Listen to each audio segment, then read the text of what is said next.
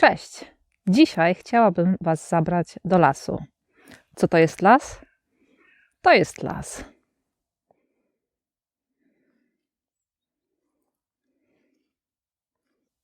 W lesie jest dużo drzew. To jest drzewo.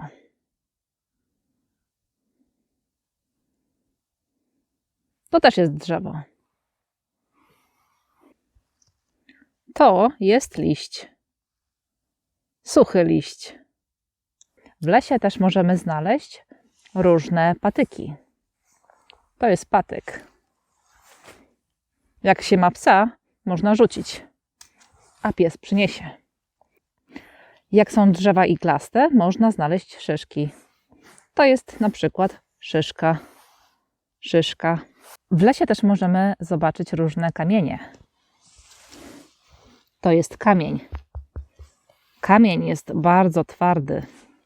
Co można robić w lesie? Można spacerować.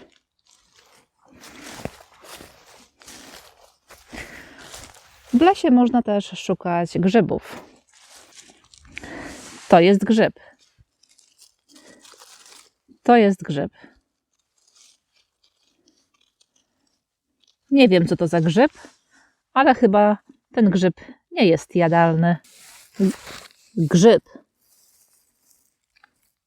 Grzyb. Jak jest lato, można zbierać jagody. Jagody są bardzo zdrowe i smaczne. Lubię chodzić do lasu, bo tu jest spokojnie, tu mogę odpoczywać i tu jest świeże powietrze. A ty lubisz chodzić do lasu? Co robisz wtedy w lesie?